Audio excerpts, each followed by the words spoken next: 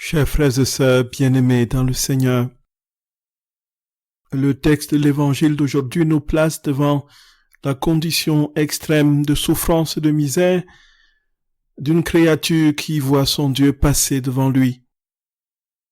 L'aveugle né est dans une situation de désarroi extrême. Lorsque nous savons que la cécité et d'autres maladies en général étaient les conséquences justement du péché dans la mentalité du peuple d'Israël.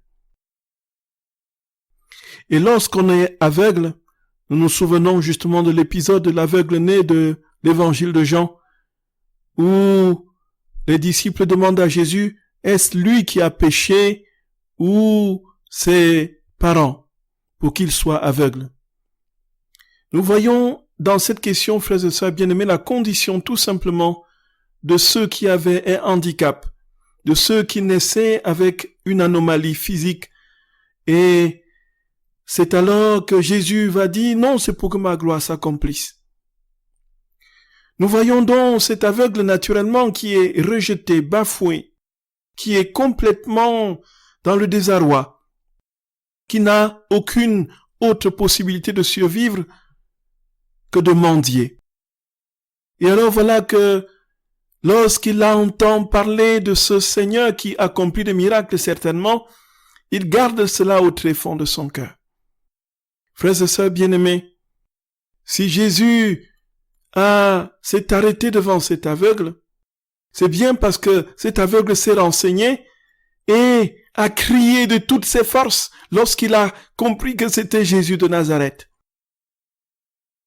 Voilà, frères et sœurs, déjà l'attitude de l'aveugle dans la méditation de tous les événements qu'il entendait de Jésus, de tous les témoignages de personnes qu'il avait connues et qui avaient certainement obtenu une guérison de lui, nous donne de comprendre que tout ce que nous pouvons vivre pleinement prend un temps d'incubation dans la méditation profonde des œuvres de Dieu. Il avait auparavant médité les œuvres, les actions de Dieu, de Jésus, pour pouvoir être capable, en définitive, de crier, de pousser ce cri salvateur qui va lui ouvrir la voie de la guérison. La méditation, frères et sœurs, des œuvres de Dieu, c'est la méditation de sa parole, la méditation de ses enseignements. Et nous comprenons lorsque les évangélistes nous parlent de ce que Marie méditait tout, gardait tout dans son cœur et les méditait. La parole, c'est le Verbe lui-même, c'est Dieu lui-même. Le Verbe, c'est Dieu lui-même. Et le seul but du Verbe, c'est de s'incarner en l'homme. Et naturellement, frères et sœurs, si notre cœur n'est pas ouvert, si notre esprit n'est pas entièrement tourné vers ce seul et unique réalité qu'est Dieu, nous ne serons jamais véritablement façonnés par lui. C'est lorsque nous serons entièrement tournés, entièrement sculptés dans la parole de Dieu par la méditation de ses œuvres, que le miracle que nous attendons tant, le miracle de la vie divine en nous se produira. Et une fois que cette méditation est nourrie, il suffit d'une petite chiquenaude, d'un petit rien, d'une petite étincelle. Et c'est là justement, lorsqu'il entend que Jésus passe, alors voilà qu'il se met en branle. Ah oui, c'est celui-là dont on parle tant, celui-là, mon jour est arrivé. Et jaillit de lui donc un cri de désarroi et de désespoir, un cri qui pourtant, malgré tout, porte cette espérance vive qu'il sera guéri. Frères et sœurs, ce cri va stopper Jésus, en dépit de toutes les rebuffades et les rejets de tous les disciples qui l'empêchent de crier. Frères et sœurs bien-aimés, nous comprenons que si nous poussons un cri vers Dieu, qu'il atteigne et qu'il amène à agir, c'est bien parce que c'est son cri lui-même. En fait, le cri de cet aveugle, c'était le cri de la vérité, de la parole, des événements qu'il avait entendu parler de Jésus, qu'il avait entendu parler, dit de Jésus, qui sortait en lui. En quelque sorte, c'est le Christ qui poussait en lui le cri, et c'est pourquoi Jésus s'est arrêté. Jésus ne s'arrête que lorsque c'est lui-même qui opère, lorsque c'est lui-même qui supplie. C'est Dieu seul qui est capable de convoquer Dieu. Dieu seul qui est capable d'écouter Dieu, de parler à Dieu. Voilà la vie dans la divine volonté, dans son excellence, frères et sœurs bien-aimés. Dieu seul est capable de Dieu. Voilà. Aucun homme n'est capable de rien du tout. C'est justement parce que cette vérité de Dieu, Dieu lui-même, présent déjà dans le cœur de cet aveugle, c'est justement parce que cette présence de Dieu était déjà là, que Dieu a pu s'arrêter à son passage. Dieu appelle Dieu. Seul Dieu peut glorifier et prier Dieu. Voilà, frères et sœurs bien-aimés. Et nous comprenons donc la puissance du cri, qui n'était pas dans l'intonation de la voix, ni la force de cette voix, puisque de toutes les façons, même s'il avait murmuré, Jésus se serait arrêté, parce qu'il aurait entendu ce qui vient de lui.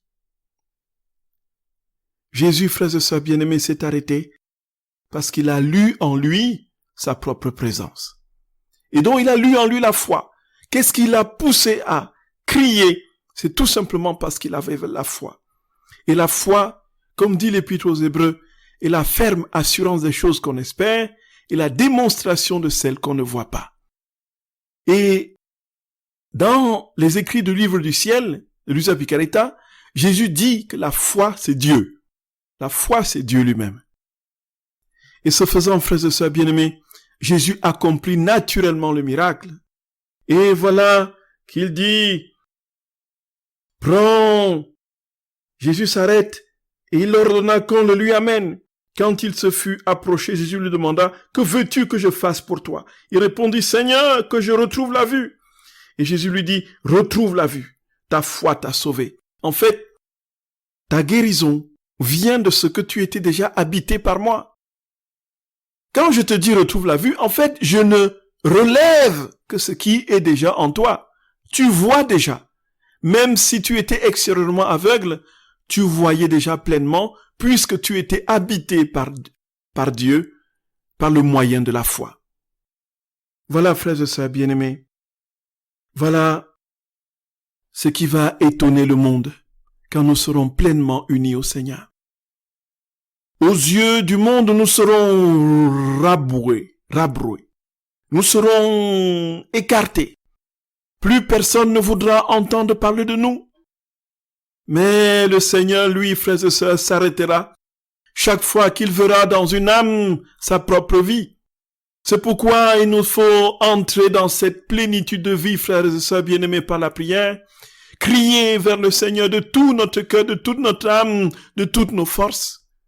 Et lui dit, Seigneur, je te supplie, viens toi-même prier en moi, viens te demander des grâces en moi, viens en moi te supplier toi-même de m'accorder ce que tu as promis, viens en définitive établir ton règne dans les créatures pour que ce ne soit plus nous qui vivions, mais que c'est toi qui vives en nous. Voilà le but ultime de la prière, comme nous le disions hier, frères et sœurs bien-aimés, l'acquisition de Dieu. Et comme disait Saint Séraphin de Sarov, le but de la vie chrétienne, c'est l'acquisition du Saint-Esprit. Et qui dit acquisition du Saint-Esprit, dit acquisition de la bienheureuse Trinité. Voilà ce pourquoi nous sommes créés. Voilà le but de la prière.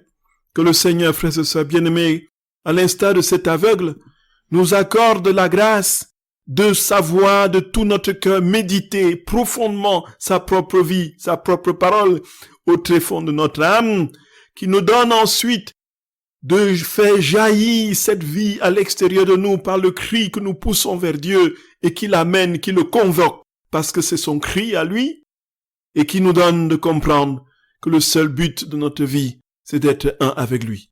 Frères et sœurs bien-aimés, qu'il vous bénisse, lui qui est Père, Fils et Saint-Esprit. Amen.